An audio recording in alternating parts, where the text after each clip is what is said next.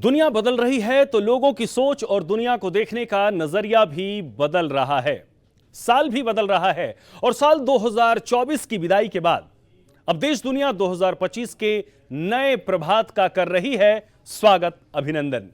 नमस्कार, मैं हूं आपके साथ संदीप कुमार मिश्रा। आप देखना शुरू कर चुके हैं दुनिया 2024। आखिर कैसा रहा 2024 में विश्व परिदृश्य? साल 2024 में कितनी बदली दुनिया? कहीं बदली सियासत तो कहीं युद्ध की विभीषिका, यानी सत्ता परिवर्तन का प्रभाव। शक्ति प्रदर्शन ने दुनिया को कैसे प्रभावित किया और कैसे जनसंख्या का लगातार बढ़ता बोझ कुछ देशों की चिंता का सबब बन सकता है।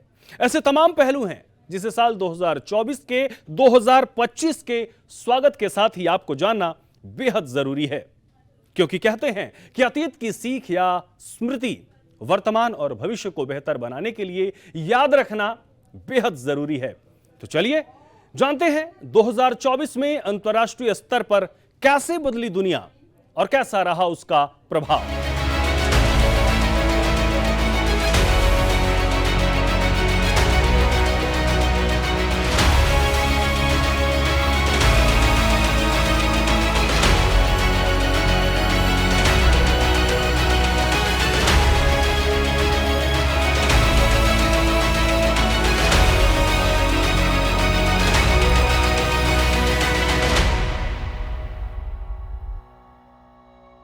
साल 2024 में करीब 70 बड़े देशों ने अपने लिए नई सरकार चुनी।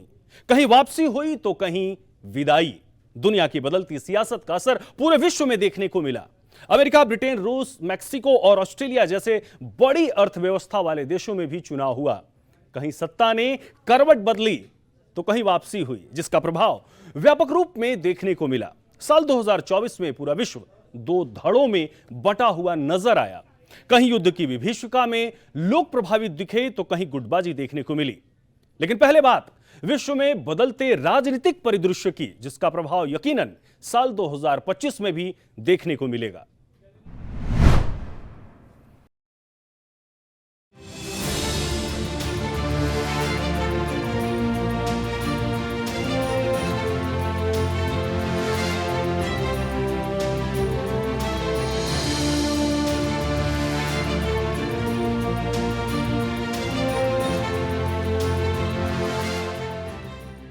साल 2024 चुनावी साल रहा।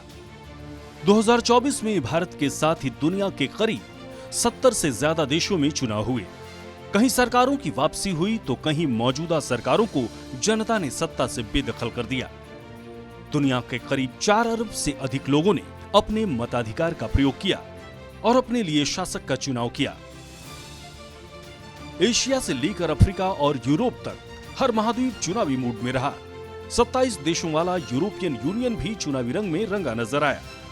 अब कहां-कहां चुनाव हुए उस पर भी एक नजर डाल लेते हैं।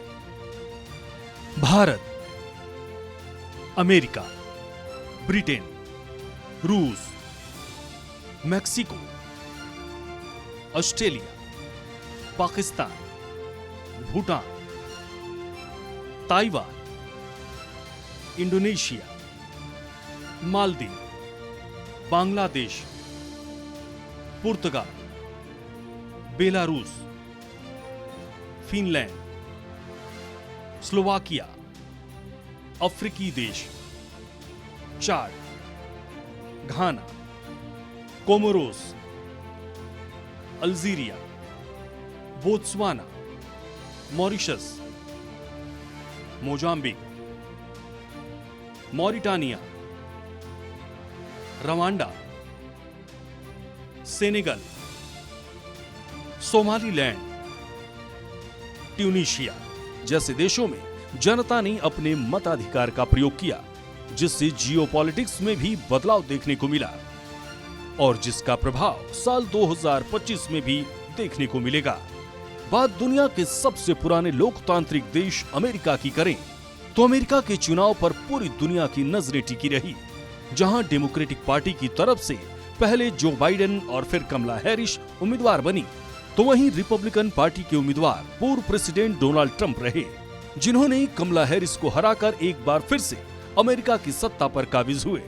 हालांकि डोनाल्ड ट्रंप पर अपने प्रचार के दौरान हमले भी हुए, जिसके बावजूद उनका हौसला नहीं टूटा और प्रचंड जीत दर्ज कर अमेरिका के नए बॉस बने। ब्रिटेन में भी जनता ने अपनी नाराजगी जाहिर करते हुए सत्ता परिवर्तन कर दिया। यानी जनता के हाथ में वोटिंग पावर है, वो जिसे चाहे सत्ता की कुर्सी पर बिठा दे और जिसे चाहे उतार दे। ब्रिटेन में विपक्ष में बैठी लेबर पार्टी ने 1997 के बाद सबसे ज्यादा सीटें जीतकर सबसे बड़ी पार्टी बनी। 650 सीटों वाली ब्रिटेन की संसद में लेबर पार्टी ने 412 सीटें जीती, जो बहुमत के आंकड़े 326 से कहीं ज्यादा थी। लेबर पार्टी के नेता कीयर स्टारमर ब्रिटेन के नए प्रधानमंत्री बन गए और ऋषि सुनक की विदाई हो गई। वहीं मार्च 2024 में भी रूस में चुनाव हुए, जिसमें 5वीं बार 71 वर्षीय व्लादिमीर पुतिन ने फिर से सत्ता हासिल की।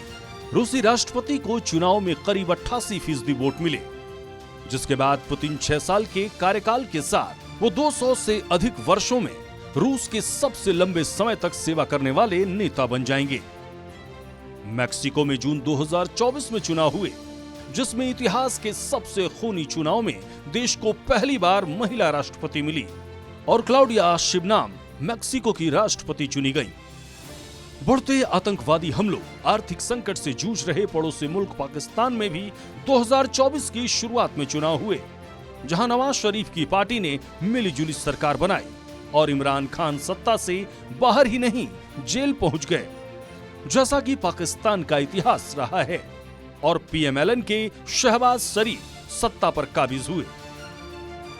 एक और पड़ोसी मुल्क बांग्लादेश में भी मार्च 2024 में चुनाव हुए, जहां शेख हसीना के नेतृत्व में अवामी लीग की सरकार बनी और जीत का श्रेय उनके कार्यकाल की आर्थिक उपलब्धि और देश में इंफ्रास्ट्रक्चर डेवलपमेंट को दिया गया। हालांकि हसीना पर चुनाव में हेरफेर कराने के आरोप भी लगे। वहीं विश्व के सबसे बड़े लोकतंत्र भारत में भी साल 2024 में चुनाव हुए, जिसमें देश के करीब 95 करोड़ लोगों ने अपने मताधिकार का प्रयोग कर तीसरी बार बीजेपी को जीत दिलाई और नरेंद्र मोदी तीसरी बार प्रधानमंत्री बने। इसी प्रकार से दुनिया के तमाम बड़े और छोटे मुल्कों में चुनाव हुए, जहां की आवाम ने अपने मताधिकार का प्रयोग कर अपने मुस्तकबिल का चुनाव किया। ब्यूरो रिपोर्ट, सूर्या समाचार।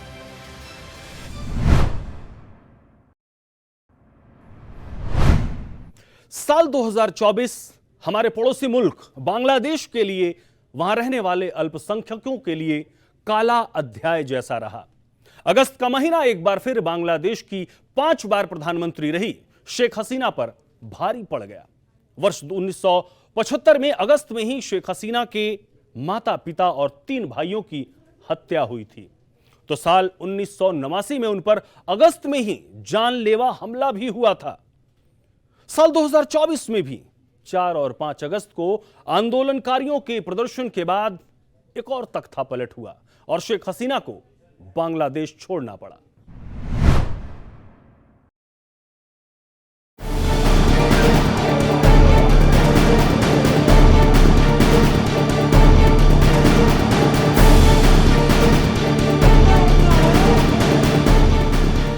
शेख हसीना तो सकुशल बांग्लादेश से बाहर निकल गई, लेकिन हर्जाना बांग्लादेश में रह रहे अल्पसंख्यकों को भोगना पड़ा।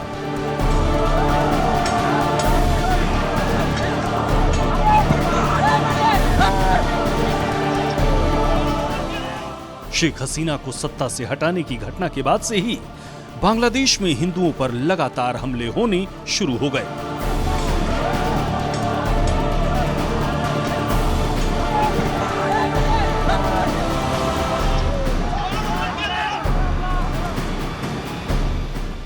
हालात बद से बदतर हो गए, मंदिरों को भी निशाना बनाया जाने लगा।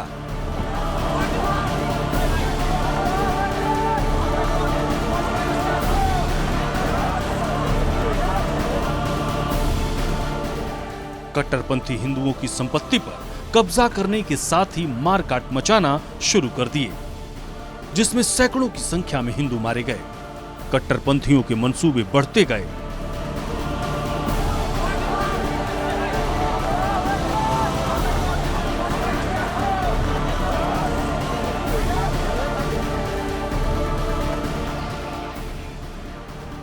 और इस्कॉन मंदिर के प्रमुख चिन्मय कृष्णदास को गिरफ्तार कर लिया गया, जिसकी वजह से वहां तनाव और बढ़ गया। हिंदू सड़क पर भी उतरे, लेकिन वहां पर सत्ता पर बैठी यूनुस सरकार मूक दर्शक बनी रही।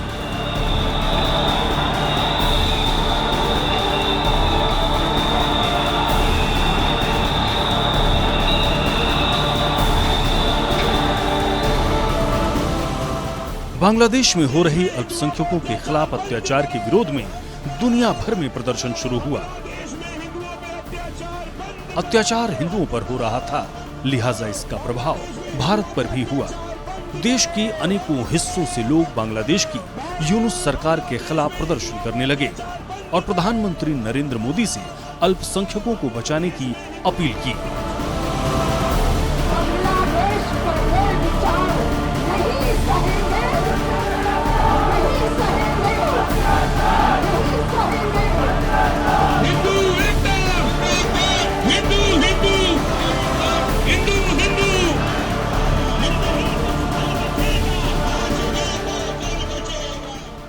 जिसका परिणाम हुआ कि पहली बार बांग्लादेश में हिंदुओं पर हमलों की घटनाओं को बांग्लादेश सरकार ने स्वीकार करते हुए हिंदुओं पर हमले की 88 घटनाओं की पुष्टि की। उम्मीद की जानी चाहिए कि साल 2025 में बांग्लादेश में अल्पसंख्यकों पर अत्याचार कम होगा और आम जनजीवन पटरी पर लौटेगा। ब्यूरो रिपोर्ट, सूर्या समाचार।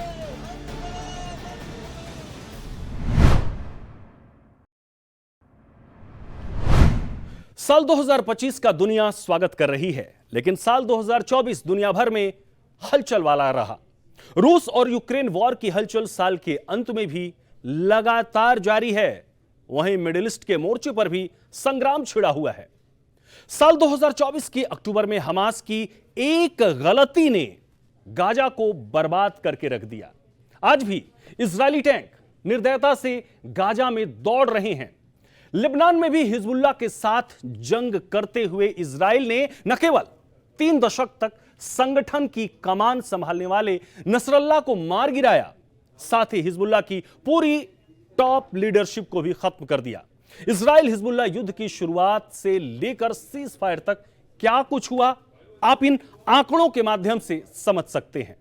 साल 2024 पूरी दुनिया के कई देशों के लिए कड़वा अनुभव वाला रहा, जिसका असर 2025 में भी देखने को मिलेगा।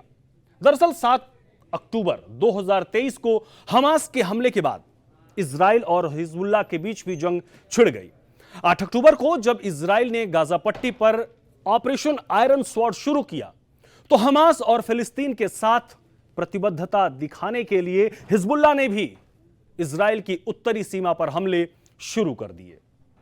एक और इजरायली सेना गाजा में आगे बढ़ती जा रही थी, तो दूसरी ओर हिजबुल्लाह नेतन्याहू के लिए मुश्किलें पैदा करता जा रहा था।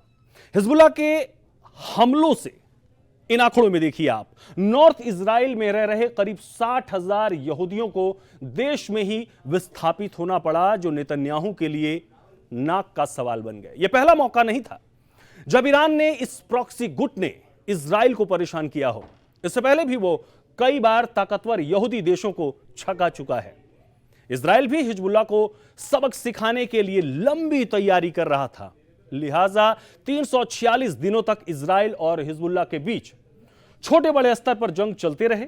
इस बीच इजराइल ने हिजबुल्लाह का हिसाब करने के लिए एक ऐसी पुख्ता तैयारी की, अब उसे दोबारा खड़ा होने में दशकों तक लग सकते हैं। 17 सितंबर 2024 वो तारीख जिसने ईरान के प्रॉक्सी गुट की कमर तोड़ दी। लेबनान में एक बार फिर से हजारों पेजर ब्लास्ट हो गए। इस पेजर अटैक के पीछे इजराइल का हाथ था, जिसकी तैयारी वो सालों से कर रहा था। इतना ही नहीं, पेजर अटैक के ठीक अगले दिन लेबनान में हजारों वॉकी टॉकी में ब्लास्ट हुए। इस हमले में भी कई लोग मारे गए और सैकड़ों घायल हुए। 2 दिन में ही हिजबुल्लाह का सारा कम्युनिकेशन सिस्टम तबाह हो गया। उसके लड़ाके पेजर और वॉकी टॉकी तो दूर, दूसरी इलेक्ट्रॉनिक डिवाइस के करीब भी जाने से कतराने लगे। इसके बाद इजराइल ने लेबनान में हिजबुल्लाह के ठिकानों पर हमले तेज कर दिए। 23 सितंबर को नेतन्याहू ने हिजबुल्लाह के खिलाफ फुल फ्लेज्ड वॉर का ऐलान कर दिया। इजराइल ने एक ही दिन में लेबनान के करीब 1300 हवाई हमले किए, जिसमें करीब 558 लोग मारे गए। हिजबुल्लाह ने भी पलटवार करते हुए इजराइल पर 200 रॉकेट्स दागे। वार पलटवार लगातार चलता रहा। इसी बीच 27 सितंबर को इजराइल को सबसे बड़ी कामयाबी हाथ लगी, जब जुम्मे के दिन हिजबुल्लाह चीफ हसन नसरल्लाह को इजराइल ने मार गिराया। इजराइल यहीं नहीं रुका। नसरल्लाह की मौत के बाद भी इजरायली सेना ने अपना अभियान जारी रखा और 30 सितंबर को उसने लेबनान में जमीनी ऑपरेशन की शुरुआत कर दी। आप इन आंकड़ों के माध्यम से सब देख सकते हैं। 3 अक्टूबर को इजराइल ने एक बार फिर बेरूत में जोरदार हमला किया और इस हमले में नसरल्लाह के उत्तराधिकारी हाशिम सफीउद्दीन को भी मार गिराया। इजराइल ने 10 दिन के अंदर ही नसरल्लाह और उसके उत्तराधिकारी समेत हिजबुल्लाह की पूरी टॉप लीडरशिप को निपटा दिया। हालांकि हिजबुल्लाह के साथ जंग में नुकसान इजराइल का भी हुआ। करीब 72 दिनों तक चले इस संघर्ष में इजराइल के 40 नागरिक और करीब 80 सैनिक मारे गए। अपने लीडर की मौत के बाद हिजबुल्लाह और खूंखार हो गया और रोजाना 200 से 300 मिसाइलें और रॉकेट्स इजराइल पर दागने लगा। एक रिपोर्ट के अनुसार इस जंग में इजराइल को करीब 273 मिलियन डॉलर की संपत्ति का नुकसान उठाना पड़ा। साथ ही करीब 55,000 एकड़ क्षेत्र जलकर राख हो गए। करीब 14 महीने की इस जंग के बाद इजराइल और हिजबुल्लाह सीज फायर के लिए राजी हो गए। दोनों के बीच 60 दिनों का संघर्ष विराम लागू हो चुका है।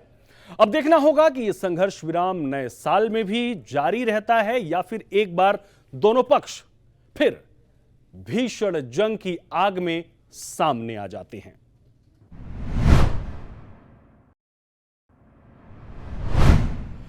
दुनिया 2025 का स्वागत कर रही है तो बीते हुए साल 2024 को भुलाए नहीं भूल पा रही है। चलिए साल 2024 में घटी उन घटनाओं पर भी नजर डालते हैं जिनका असर दुनिया भर पर लंबे समय के लिए नजर आता रहेगा। साल 2024 में ऐसी कई घटनाएं घटी जिसने विश्व भर में गंभीर संकट आ खड़ा किया। कुछ तो भुलाए भूल सकते हैं, लेकिन कुछ ऐसे रहे जिन्हें भुला पाना आसान नहीं होगा।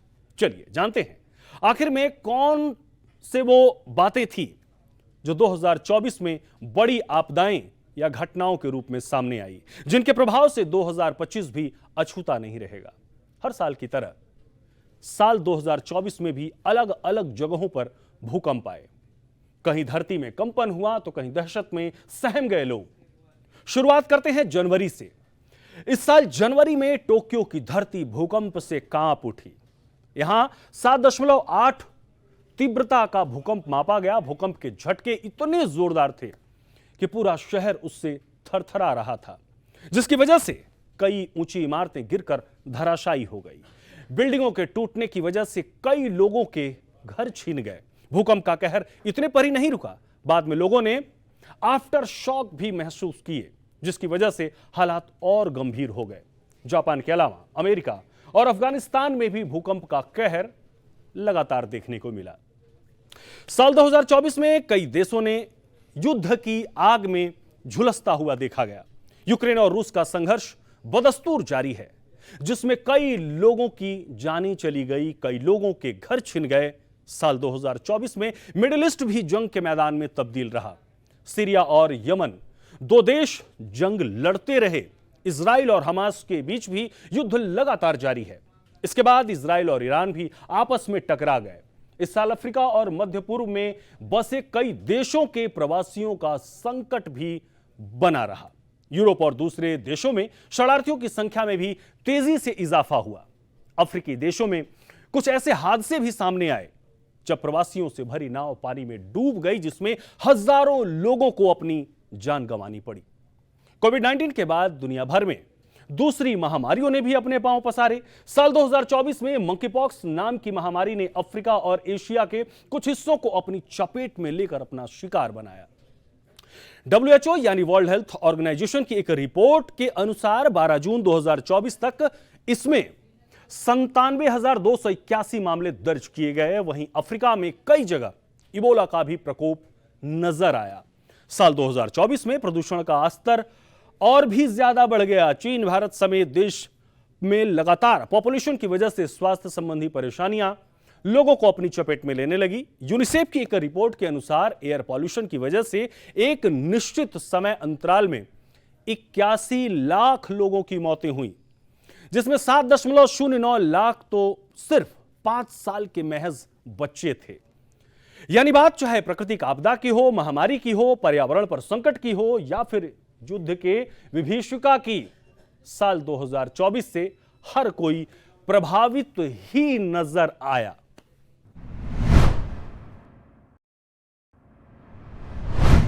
चलिए अब बात कर लेते हैं दुनिया में बढ़ते आबादी के बोझ की। 2024 में आखिर कौन से रहे वो देश जहां लगातार बढ़ी आबादी। दरअसल विश्व स्वास्थ्य जनसंख्या समीक्षा यानी WPR का हालिया आंकड़ा कहता है कि जनसंख्या के मामले में भारत, जी हां, आपका अपना देश भारत पहले स्थान पर रहा, जिसकी जनसंख्या 1.45 बिलियन से अधिक है। वहीं हमारा पड़ोसी मुल्क चीन 1.42 बिलियन से कुछ अधिक के साथ दूसरे नंबर पर है। आंकड़ों के अनुसार अब आपको दुनिया के उन 10 देशों के बारे में बताते हैं जहां की आबादी सबसे ज्यादा है। अब इन आंकड़ों पर गौर करिए। जनसंख्या वृद्धि में पहले स्थान पर भारत है। साल 2024 में अब तक जनसंख्या 145 करोड़ 94 लाख से ज्यादा है। वहीं अगर हम 2023 की बात कर लेते हैं तो 143 करोड़ 80 लाख 70 हजार भारत की आबादी रही, जबकि जनसंख्या वृद्धि के मामले में दूसरे स्थान पर चीन है, जिसकी 2024 में जनसंख्या 141 करोड़ 93 लाख 20 हजार से ज्यादा है। और वहीं पिछले साल भारत चीन के बाद दूसरा सबसे अधिक आबादी वाला देश था, ध्यान रखिएगा, जो अब पहले स्थान पर आ गया है। विश्व जनसंख्या समीक्षा यानी कि WPR के एक आंकड़े के अनुसार 2030 के बाद भारत दुनिया का सबसे अधिक आबादी वाला देश होगा। वहीं संयुक्त राज्य अमेरिका में साल 2024 में 34 करोड़ 54 लाख 27 हजार से ज्यादा आबादी रही, जबकि साल 2023 में 34 करोड़ 34 लाख 77 हजार यह आबादी थी। जनसंख्या वृद्धि के मामले में इंडोनेशिया जो है वो चौथे स्थान पर आता है। इंडोनेशिया में जनसंख्या 28 करोड़ 34 लाख 88 हजार से ज्यादा है। जनसंख्या वृद्धि के मामले में पाकिस्तान 5वें स्थान पर है। साल 2024 में पाकिस्तान की जनसंख्या करीब 25 करोड़ 12 लाख 69 हजार रही, जबकि साल 2023 में पाकिस्तान की आबादी 24 करोड़ 75 लाख 4 हजार थी। WPR की लिस्ट कहती है कि जनसंख्या वृद्धि के मामले में नाइजीरिया 6वें स्थान पर है, जहां की जनसंख्या 23 करोड़ 26 लाख 79 हजार के करीब है, जबकि साल 2023 में 22 करोड़ 78 लाख 83 हजार थी। 7वें स्थान की बात करते हैं तो ब्राजील 7वें स्थान पर है, जहां पर जनसंख्या 21 करोड़ 19 लाख 99 हजार है, जो साल 2023 में 21 करोड़ 11 लाख 41 हजार थी। अब चलिए जान लेते हैं कि 8वें स्थान पर कौन सा देश है। जी हां, बांग्लादेश 8वें नंबर पर है, जहां की जनसंख्या करीब 17 करोड़ 45 लाख 62 हजार है, जो साल 2023 में 17 करोड़ 14 लाख 67 हजार थी। वहीं 9वें नंबर पर इस लिस्ट में भारत का अभिन्न मित्र रूस है, जहां की आबादी 14 करोड़ 48 लाख 20 हजार है, जो साल 2023 में 14 करोड़ 54 लाख 40 हजार रही थी। अब 10वें स्थान पर बात कर लेते हैं तो इस लिस्ट में इथियोपिया, जी हां, जहां की जनसंख्या साल 2024 तक 13 करोड़ 20 लाख 60 हजार से ज्यादा है। बढ़ते जनसंख्या के ये आंकड़े साल 2024 के हैं, लिहाजा अब आप अनुमान लगा सकते हैं कि किस अनुपात में देश दुनिया की आबादी लगातार बढ़ रही है और इसका क्या प्रभाव हमारे आपके जीवन पर पड़ सकता है।